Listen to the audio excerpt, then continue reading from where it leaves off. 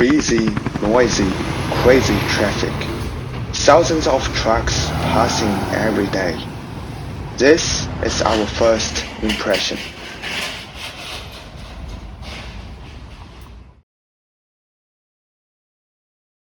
Let's first look in a bigger scale. Here's our site, located in inner West Sydney.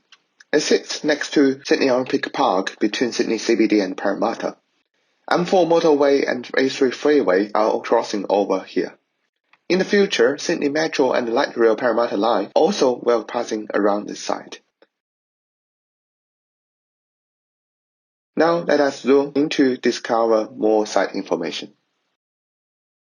Before 18th century, the land belonged to Wangan clan. The site has a rich ecosystem and also is being used as a gathering place. After James Cook arrived in 1770, the British settlement started in late 18th century. Some of the historical landmarks has been built. Moved to 19th century, industrialization started to take place in Sydney. It included State Abattoir in 1907 and State Brickworks in 1911. In the 60s, Homebush Bay became a dumping site for industrial wastes. To compensate environmental destruction and welcome Olympic Games, Green Game Legacy has been published in 1992, and in 2000, Sydney successfully hosts the 27th Olympic Game. After the game, Master Plan 2030 will lead this area to a bright future. Now we focus on public rail trail. Site visiting and on-site sketching has been done to address that site lack of security.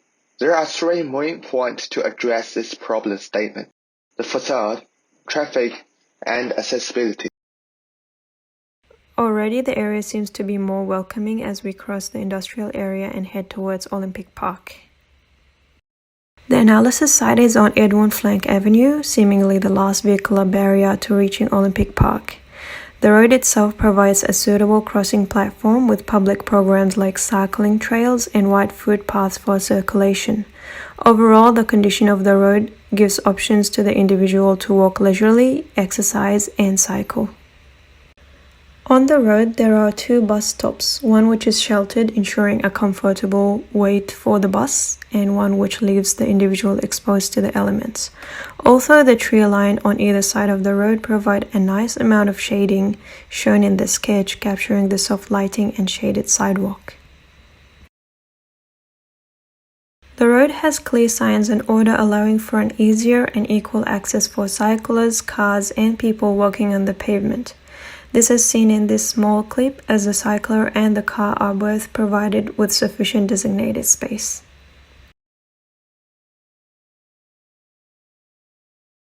One downside is the views from this street as it faces the backside of the adjacent buildings, with the views that are still mainly unorganized or have not yet been constructed, specifically where the future Pepita Trail is planned to occupy. There is also one way which the pedestrians could walk and not many options or other pathways that some might prefer over walking next to traffic. Also, as the road intersects the train railway, there is the occasional sound of screeching metal as the train arrives approximately every 15 minutes or so. All in all, it is a big leap in terms of safety and sense of security, but can still be improved. The second spot we chosen located on the starting spot of Bryan Avenue. The reason why we choose this spot because it is on the edge of residential area and the industrial area. Also, it is the starting spot of Puppeteer Rail Trail. The site feels unwelcoming on the industrial side because of the tall brick wall. The traffic is heavy, the car speed is fast, and it feels unsafe to cross the road. The accessibility feels okay. It takes roughly 10 minutes to walk from the train station. However, the entrance of rail trail was hidden by the fences. A significant issue of our site is lack in sense of security. Firstly, in traffic aspect, looking from the site to the northern cross, cars and trucks are running toward different directions, which results in a sense of complexity or symmetry. The footpaths are narrow, so people waiting for the traffic lights are close to the fast vehicle flows. And when they go across the Parramatta Road, the road is wide and it will take around 20 seconds to pass through it, even longer time for older people. All this results in the dangerous and uncomfortable scenes.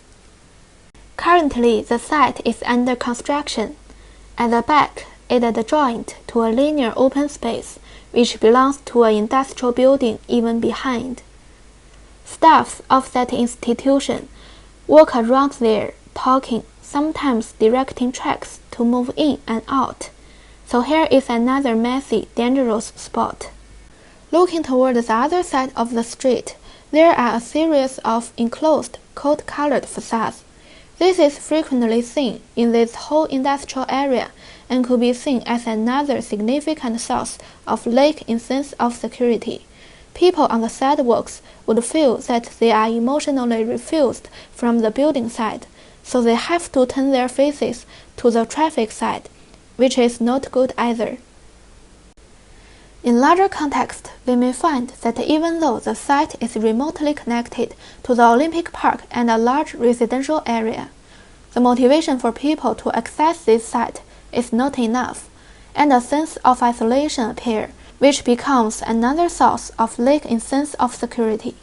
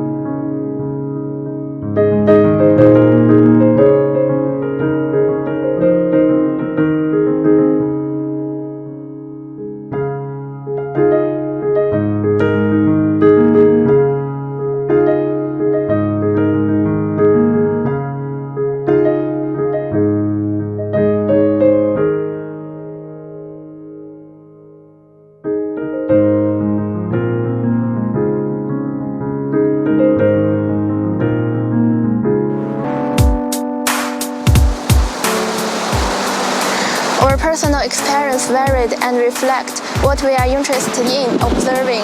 By sharing this different experience, we have a broader understanding of the whole site. By putting together all these points, we have what we will focus on in our analysis.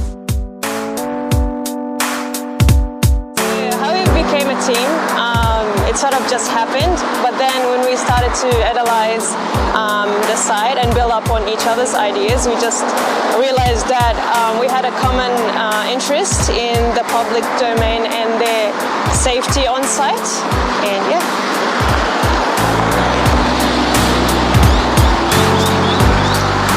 So what's the most challenging thing on site?